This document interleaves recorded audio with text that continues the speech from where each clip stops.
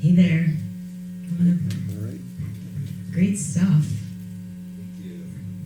It really, like, I'm still processing. There's this, like, Lots of process. Yeah, lots of process. I really like how, I mean, the one thing that just hit me really hard that I love the most is just turning ageism just upside down and turning the dream inside out and just using all of these just different kind of like, almost I feel like genres and just looking at people in the world in just a different way. So there's a lot to unpack. So can you just tell us how the movie came to be?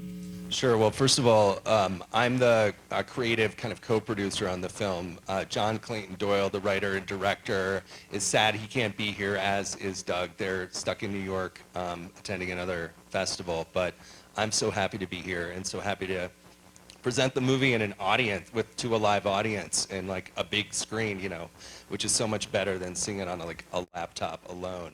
So thank you all for being here. Thank you.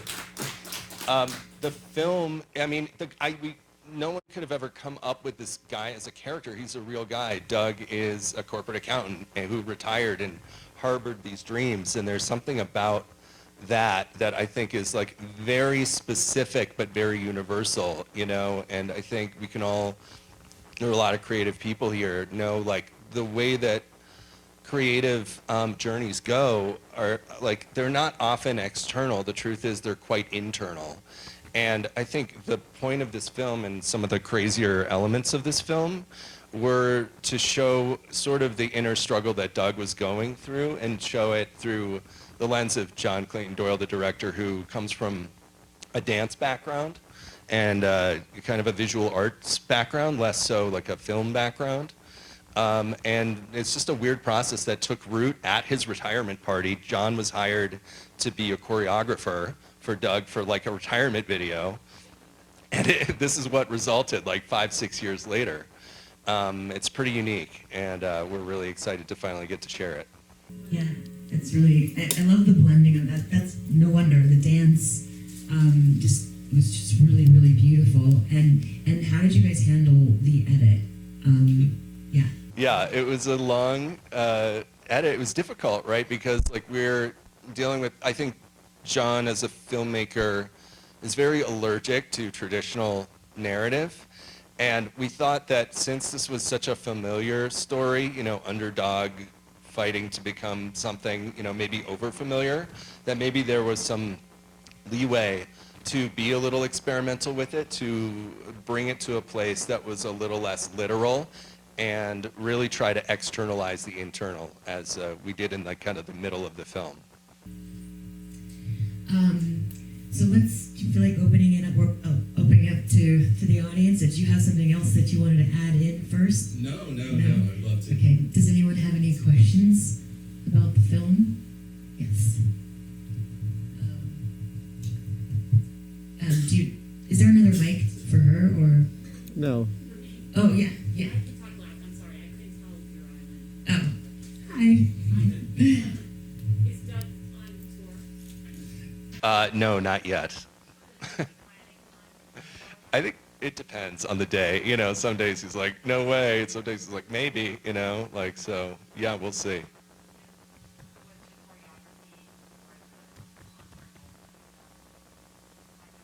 Oh, yeah. Among a couple of other artists that were involved, we had an amazing team of dozens and dozens of people involved with the making of this film. From the Philippines, from Mexico City, and from New York City, where we're all based. Very good. Any other questions?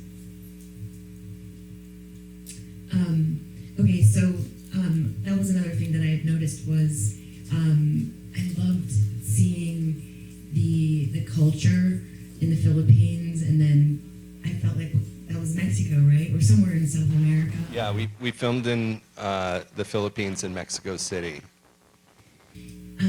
He really did seem to inspire people, and that translates from his job, because that's important as an artist, and we lose sight of that sometimes the ego gets in the way of success, and to have all these people support him and want to tell a story about him is this kind of sort of gentleness and openness that he comes across. That's how he comes across. Can you tell us a little bit more about Doug?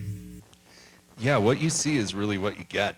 Doug really is like that. He's a very, this project, if in other hands, could come across as like a really crass vanity project. But Doug is really legitimately a tender-hearted and earnest person who was open to all of these experiences that John put him through and rose to the occasion and sort of, a friend of his remarked to him that, like, you didn't just like dip your toe in, you like jumped into the water not knowing how to swim.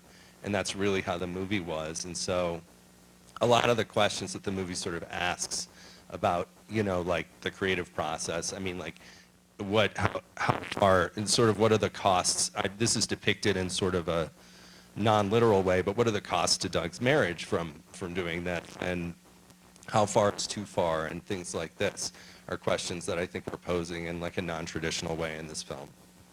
Yeah, I was gonna say, I have a dance background, and when I was watching him move, that's one of the things I also really like that you capture is like his kind of like unique way of just completely living. And when you hear from people, I can't dance, and it's like, no, you can dance. It's just that society's telling you that your way is the wrong way because this big group over here says it's wrong. So I loved seeing him just explore movement, and I hope that that audiences get that feeling from watching this. I feel like it really is gonna like, it's one of those things. I feel like this film is something you gotta sleep on, and then you wake up and you're like, I feel liberated, and in so many different ways. So can you talk about that as well, the dance and how what you're hoping that people feel as this film travels the circuit? Yeah, I'm happy to hear you say that. I think John could speak to this in a more nuanced way as a dancer, but I think, the film, and not just in dance, but I think in the songs and the fashion choices he's making, it's all about someone trying to find their creative voice and faltering for it and getting an extremely late start on that. Just go by, I think everybody you build up a fear of trying new things. You become more and more hardwired. And that's something that I think I really respect about Doug and his courage to go on this journey and be vulnerable in the way that he was in the film and still continues to be.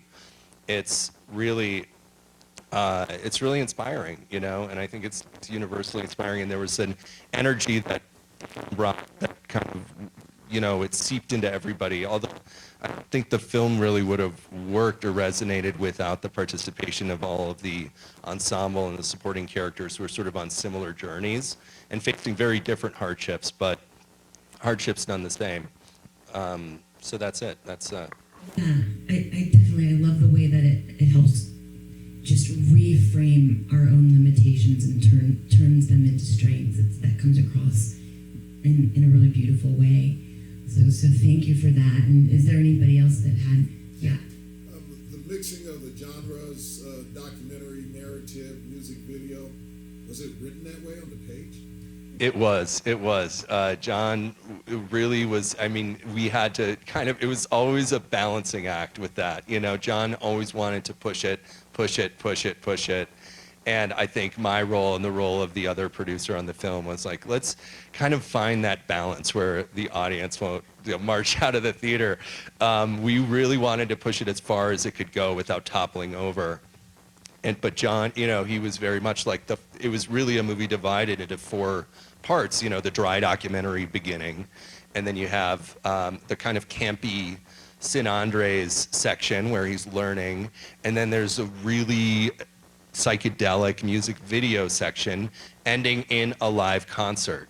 That was always the plan, and that obviously little details changed, but that was always the plan. So when you read the script, your first impression? Yeah, I know John so well. I've worked with John on other projects. I sort of, you can't get the full picture of the page, but I sort of knew where we were headed, having done, we've done some shows in New York before, like live shows and stuff like that. So yeah, I mean, he's an individual, like he's a very unique artist. So yeah, I don't know. It's just you're either on the ride or you're not, you know, with his work. Okay, one more question.